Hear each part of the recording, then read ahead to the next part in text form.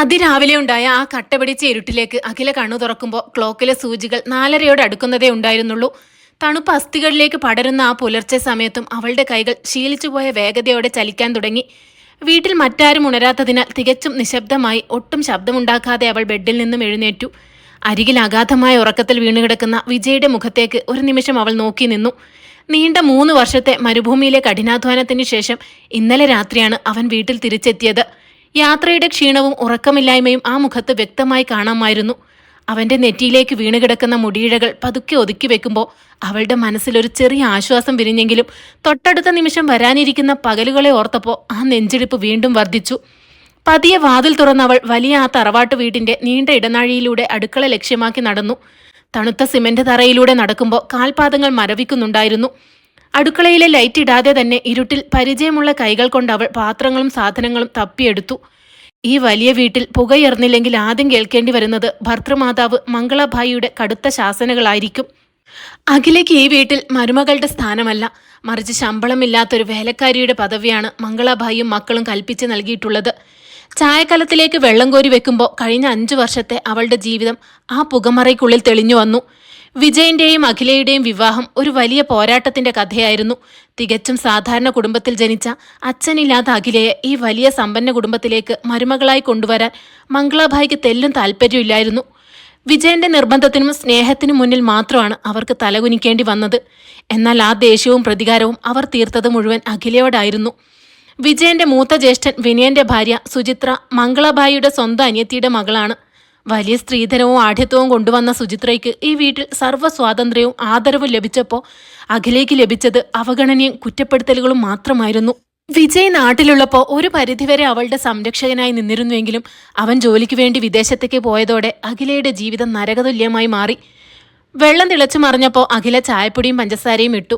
അപ്പോഴേക്കും പൂമുഖത്തു നിന്നും ചുമച്ചുകൊണ്ട് മംഗളഭായി ഉമ്മറത്തേക്ക് ഇറങ്ങുന്ന ശബ്ദം കേട്ടു. അഖിലയുടെ നെഞ്ച് പടപടാ ഇടിക്കാൻ തുടങ്ങി. 1 മിനിറ്റ് വൈകിയാൽ പോലും മംഗളഭായിയുടെ നാവിൽ നിന്ന് വീഴുന്ന വാക്കുകൾ മൂർച്ചയുള്ള അമ്പുകൾ പോലെ അവളുടെ ഹൃദയത്തിൽ തറയ്ക്കും. അവൾ വേഗത്തിൽ ചായ ഗ്ലാസുകളിലേക്ക് പകർന്നു. കൃത്യം 5 മണിക്ക് തന്നെ മംഗളഭായി ഉമ്മറത്തെ ചൂരൽ കസേരയിൽ വന്നിരുന്നു കഴിഞ്ഞിരുന്നു. അഖില പതുക്കെ ചായ ഗ്ലാസുമായി അവരുടെ മുന്നിലേക്ക് ചെന്നു.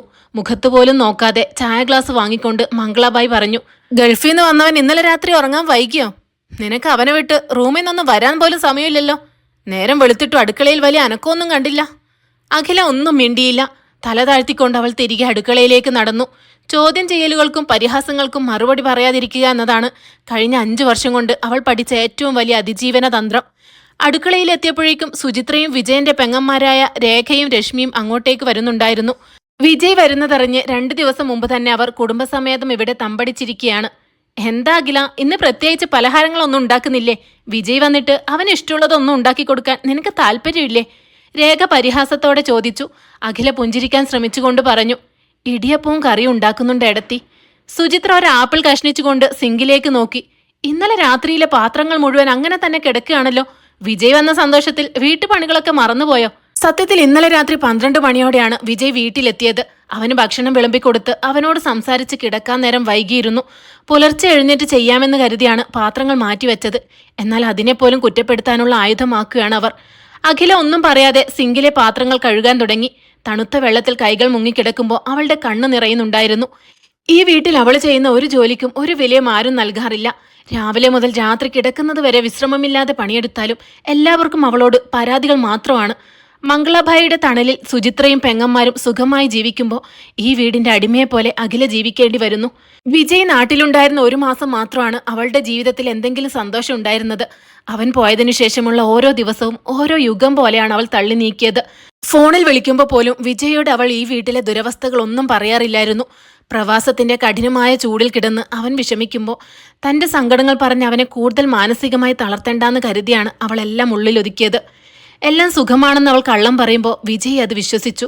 എന്നാൽ ഇനി എത്ര നാൾ ഈ കള്ളം തുടരാൻ കഴിയുമെന്ന് അഖിലേക്ക് അറിയില്ലായിരുന്നു. ഇന്നലെ രാത്രി വിജയ് അവളെ നോക്കിയ ആ നോട്ടത്തിൽ പല ചോദ്യങ്ങളും ഒളിഞ്ഞിരിപ്പുണ്ടായിരുന്നു.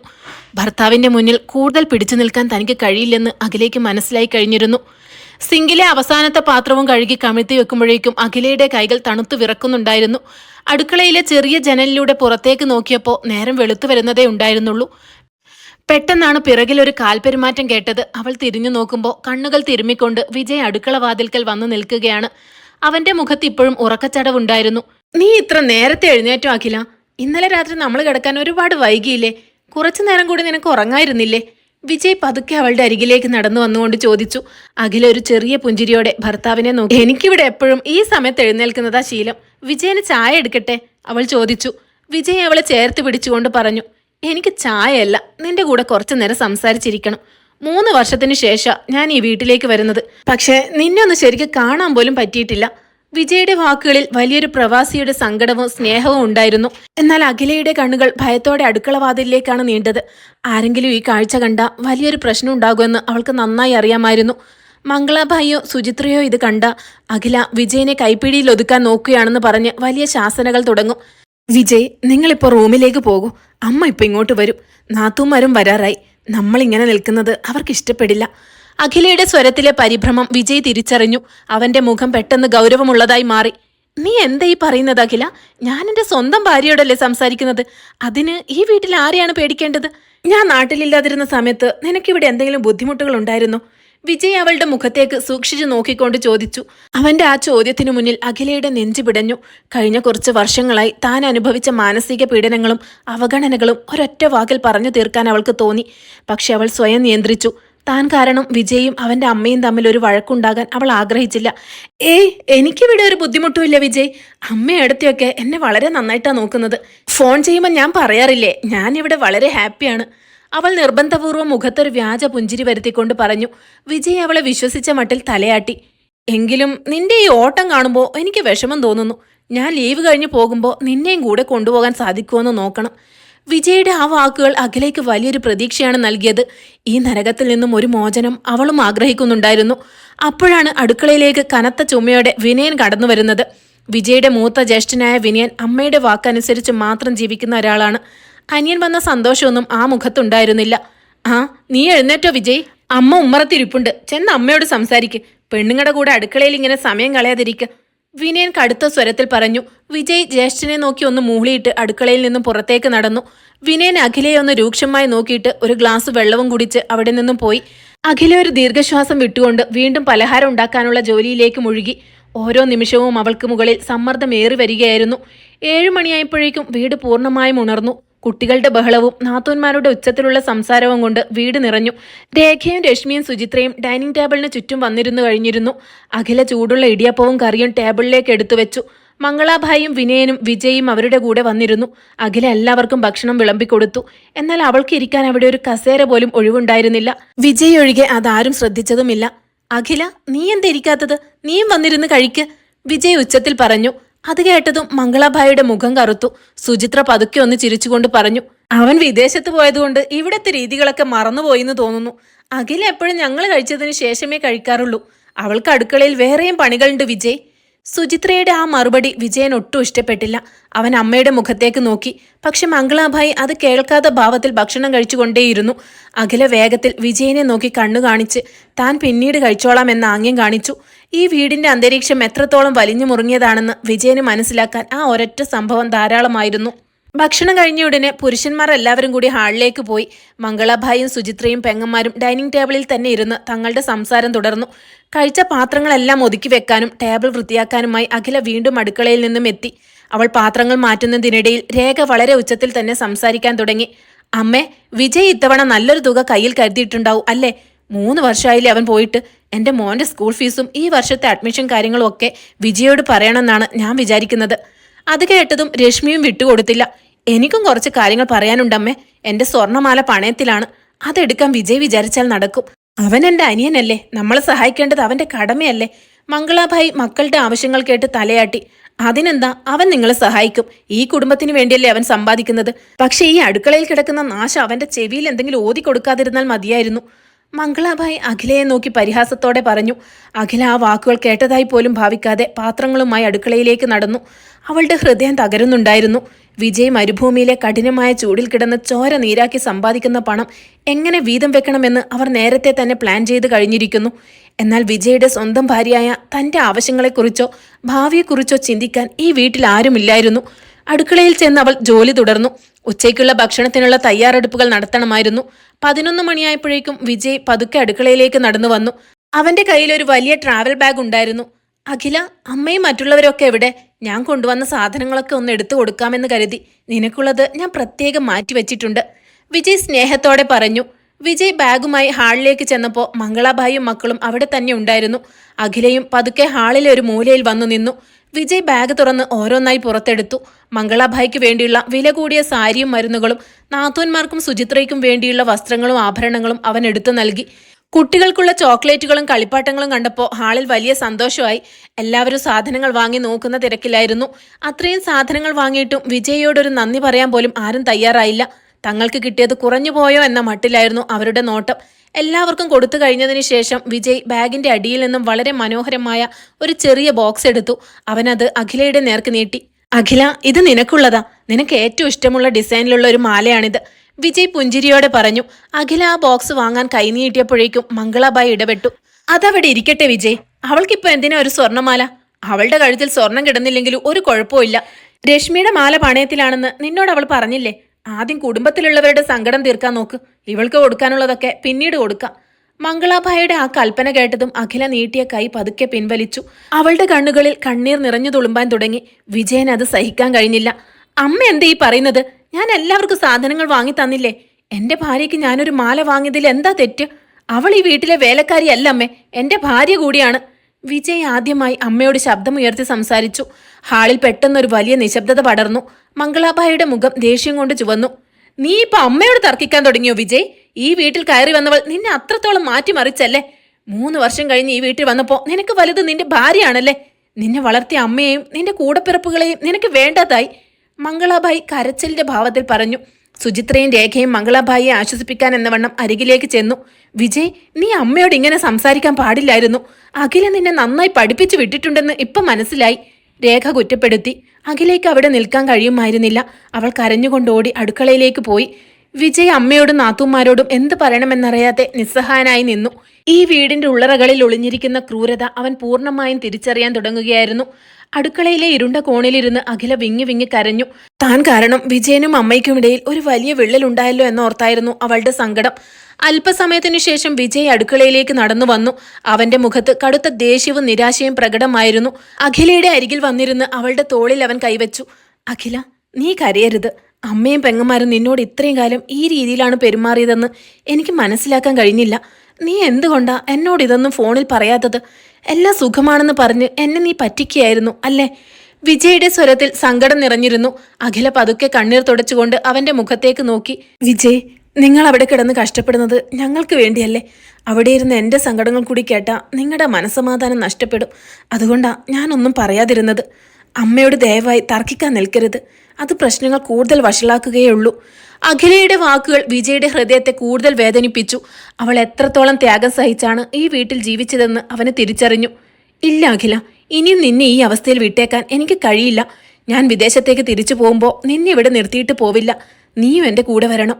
അതിനുള്ള കാര്യങ്ങൾ ഞാൻ ഉടൻ തന്നെ ചെയ്യും. വിജയുടെ ആ പ്രഖ്യാപനം അഖിലയുടെ മനസ്സിൽ വലിയൊരു ആശ്വാസം നൽകിയെങ്കിലും വരാനിരിക്കുന്ന കൊടുങ്കാറ്റിന്റെ സൂചന കൂടിയായിരുന്നു അത്. വിജയ് അടുക്കളയിൽ നിന്ന് നേരെ തന്റെ മുറിയിലേക്ക് പോയി. അപ്പോഴേക്കും ഹാളിൽ മംഗളാഭായിയും മക്കളും ചേർന്ന് അടുത്ത തന്ത്രങ്ങൾ മെനയുകയായിരുന്നു.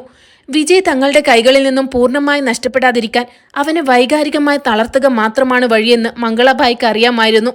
ഉച്ചഭക്ഷണ സമയമായപ്പോഴേക്കും വീട്ടിൽ കടുത്ത നിശബ്ദത പടർന്നു. ആരും പരസ്പരം സംസാരിക്കുന്നുണ്ടായിരുന്നില്ല. അഖില വിളമ്പി വെച്ച ഭക്ഷണം എല്ലാവരും നിശബ്ദരായി കഴിച്ചു. വിജയ് വിനയനോട് ചില കാര്യങ്ങൾ സംസാരിക്കാൻ ശ്രമിച്ചെങ്കിലും വിനയൻ ഒഴുക്കൻ മട്ടിൽ മറുപടി പറഞ്ഞൊഴിഞ്ഞു മാറി. ഉച്ചയ്ക്ക് ശേഷം വിജയ് തന്റെ പഴയ സുഹൃത്തുക്കളെ കാണാനായി പുറത്തേക്ക് പോയി. ഈ സമയം നോക്കിയാണ് മംഗളാഭായി അഖിലയെ ഉമ്മറത്തേക്ക് വിളിപ്പിച്ചത്. മംഗളാഭായിക്കൊപ്പം സുചിത്രയും രേഖയും അവിടെ ഉണ്ടായിരുന്നു. അഖില ഭയത്തോടെ അവരുടെ മുന്നിൽ ചെന്ന് നിന്നു. എന്താ അഖില, വിജയ് വന്നതോടെ നിനക്ക് വലിയ ചിറകുകൾ മുളച്ചതുപോലെ ഉണ്ടല്ലോ.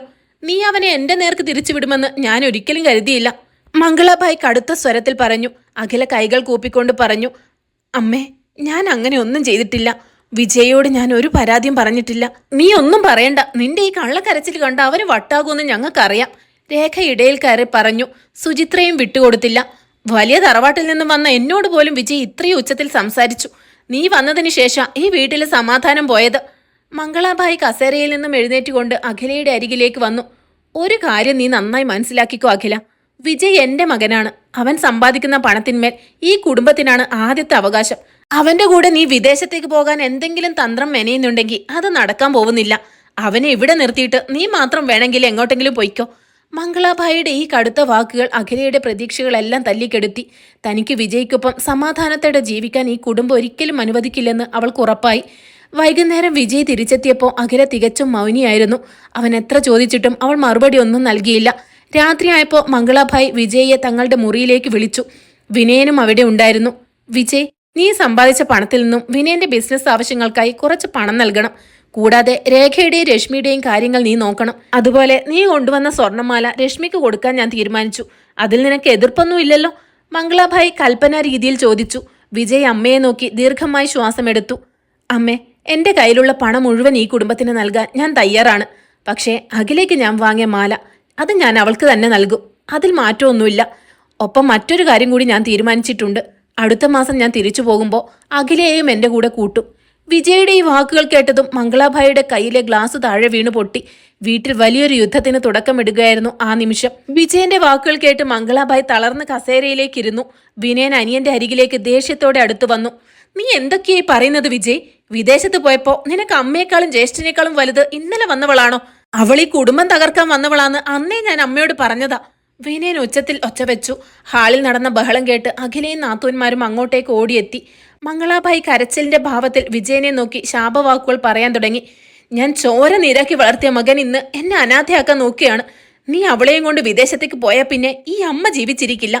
മംഗളാഭായിയുടെ ഈ വൈകാരിക ബ്ലാക്ക് മെയിലിംഗ് വിജയനെ തളർത്തുമെന്നാണ് അവർ കരുതിയത്. നാത്തൂന്മാരും സുചിത്രയും അഖിലേക്ക് നേരെ തിരിഞ്ഞു. നിനക്ക് ഇപ്പൊ സന്തോഷമായല്ലോ അഖില. നീ വിചാരിച്ചതുപോലെ ഈ കുടുംബത്തിൽ വഴക്കുണ്ടാക്കാൻ നിനക്ക് സാധിച്ചു, രേഖ കുറ്റപ്പെടുത്തി. എന്നാൽ ഇത്തവണ വിജയ് പൂർണ്ണമായും ശാന്തനായിരുന്നു. അവൻ അഖിലയുടെ അരികിലേക്ക് ചെന്ന് അവളുടെ കൈകളിൽ മുറുകെ പിടിച്ചു. അവൾ ഭയത്തോടെ വിജയെ നോക്കി. അമ്മേ, ഏട്ടാ, നിങ്ങൾ ആരും അഖിലയെ കുറ്റപ്പെടുത്തേണ്ട. അവൾ എന്നോട് ഇതുവരെ ഒരു പരാതിയും പറഞ്ഞിട്ടില്ല. പക്ഷെ ഈ വീട്ടിൽ അവൾ അനുഭവിക്കുന്ന നരകം കാണാൻ എനിക്ക് കഴിയും. ഞാൻ നാട്ടിൽ വന്ന ആ രാത്രി മുതൽ കാണുക ഇവിടുത്തെ കാര്യങ്ങൾ. സുചിത്രയും പെങ്ങന്മാരും ഇവിടെ രാജകുമാരിമാരെ പോലെ ഇരിക്കുമ്പോൾ എൻ്റെ ഭാര്യ മാത്രം ഈ വീടിന്റെ അടിമയെ പോലെ പണിയെടുക്കുക. നിങ്ങൾ കഴിച്ച പാത്രങ്ങൾ പോലും കഴുകാൻ അവൾ വേണം. അവൾക്ക് ഈ വീട്ടിൽ ഒരു മനുഷ്യന്റെ പരിഗണന പോലും ആരും നൽകിയിട്ടില്ല. വിജയുടെ വാക്കുകളിൽ കടുത്ത സത്യങ്ങൾ ഉണ്ടായിരുന്നു. അത് കേട്ടതും മംഗളാഭായിയും മക്കളും ഒരു നിമിഷം നിശബ്ദരായി. വിജയ് ബാഗിൽ നിന്നും അഖിലേക്കായി വാങ്ങിയ ആ ചെറിയ സ്വർണ്ണമാലയുടെ ബോക്സ് എടുത്തു. അവൻ അത് അഖിലയുടെ കഴുത്തിൽ പതുക്കെ അണിയിച്ചു. ആരും അത് തടയാൻ തുനിഞ്ഞില്ല. അതിനുശേഷം വിജയ് തന്റെ പോക്കറ്റിൽ നിന്നും 2 പാസ്പോർട്ടുകളും വിസരേഖകളും പുറത്തെടുത്തു. അമ്മേ, ഞാൻ ഈ തീരുമാനവുമായിട്ടാണ് നാട്ടിലേക്ക് വന്നത്. 3 വർഷമായി എൻ്റെ ഭാര്യ ഇവിടെ അനുഭവിക്കുന്ന ഒറ്റപ്പെടൽ എനിക്ക് നന്നായി അറിയാമായിരുന്നു. അവൾ എന്നോട് കള്ളം പറഞ്ഞെങ്കിലും അവളുടെ ശബ്ദത്തിലെ സങ്കടം ഞാൻ തിരിച്ചറിഞ്ഞിരുന്നു. അതുകൊണ്ട് തന്നെ അവൾക്കുള്ള വിസയും ടിക്കറ്റും ഞാൻ നേരത്തെ തന്നെ ശരിയാക്കിയിരുന്നു. അടുത്ത ആഴ്ച ഞങ്ങൾ 2 പേരും ഇവിടെ നിന്ന് പോവുകയാണ്. വിജയുടെ ആ വലിയ പ്രഖ്യാപനം അവിടെ ഉണ്ടായിരുന്ന എല്ലാവരെയും ഞെട്ടിച്ചു കളഞ്ഞു. തങ്ങൾ മെനഞ്ഞ തന്ത്രങ്ങളെല്ലാം അനിയന്റെ ദീർഘവീക്ഷണത്തിന് മുന്നിൽ തകർന്നടിയുന്നത് വിനയനും മംഗളാഭായിയും കണ്ടു. മംഗളാഭായി വീണ്ടും ദേഷ്യം നടിക്കാൻ ശ്രമിച്ചു. നീ അവളെയും കൊണ്ട് ഇവിടുന്ന് പോയാൽ പിന്നെ തിരിച്ച് ഈ വീട്ടിലേക്ക് കയറരുത്. നിന്റെ പണമോ സഹായമോ ഇനി ഈ കുടുംബത്തിന് വേണ്ട. എന്നാൽ വിജയ് അതിനും മറുപടി തയ്യാറാക്കിയിരുന്നു. അമ്മേ, ഞാൻ സമ്പാദിച്ച പണത്തിന്റെ വലിയൊരു പങ്ക് അമ്മയുടെയും ഏട്ടന്റെയും അക്കൗണ്ടിലേക്ക് ഞാൻ മാറ്റിയിട്ടുണ്ട്. ഈ വീടിന്റെ ആധാരം ഏട്ടന്റെ പേരിലേക്ക് മാറ്റാനും ഞാൻ സമ്മതിച്ചു കഴിഞ്ഞു. മക്കൾക്ക് വേണ്ടിയുള്ള സഹായങ്ങളും ഞാൻ ചെയ്യാം. പക്ഷേ എൻ്റെ ജീവിതം അതെൻ്റെ അഖിലേക്കൊപ്പമാണ്. അതിലിടപെടാൻ ഇനി ആരെയും ഞാൻ അനുവദിക്കില്ല. വിജയുടെ ആ ഉറച്ച തീരുമാനം കേട്ടതോടെ മംഗളാഭായിക്ക് ഇനി ഒന്നും പറയാൻ ബാക്കിയുണ്ടായിരുന്നില്ല. പണവും തറവാടും തങ്ങളുടെ കൈകളിൽ ഭദ്രമാണെന്നറിഞ്ഞപ്പോൾ വിനയനും നാത്തൂന്മാരും പതുക്കെ പിൻവാങ്ങി. തങ്ങളുടെ സ്വാർത്ഥതയ്ക്ക് മുന്നിൽ വിജയുടെ സ്നേഹം എത്രയോ വലുതായിരുന്നുവെന്ന് അവർക്ക് മനസ്സിലായി. അഖില വിജയുടെ മുഖത്തേക്ക് നോക്കി. അവളുടെ കണ്ണുകളിൽ നിന്നും ഒഴുകിയ കണ്ണീർ സങ്കടത്തിൻ്റെതായിരുന്നില്ല, മറിച്ച് വരാനിരിക്കുന്ന ഒരു പുതിയ ജീവിതത്തിന്റെ സന്തോഷത്തിൻ്റെതായിരുന്നു. 5 വർഷത്തെ ദാമ്പത്യ ജീവിതത്തിൽ ആദ്യമായി അവൾക്ക് തനിക്കൊപ്പം നിൽക്കാൻ ഒരു പുരുഷനുണ്ടെന്ന വലിയ സുരക്ഷിതത്വം തോന്നി. പിറ്റേന്ന് രാവിലെ പതിവ് പോലെ അഖില 4:30 ഉണർന്നില്ല. അവൾ ഉണരുമ്പോൾ സൂര്യപ്രകാശം മുറിയിലേക്ക് അടിച്ചു കയറുന്നുണ്ടായിരുന്നു. വിജയ് അവളുടെ അരികിലിരുന്ന് പുഞ്ചിരിച്ചുകൊണ്ട് ചായ ഗ്ലാസ് നീട്ടി. ഇന്നു മുതൽ നിന്റെ വിശ്രമകാലം തുടങ്ങിയാണ് അഖില. ഇനി നിനക്കൊന്നിനെയും ഭയപ്പെടേണ്ടതില്ല.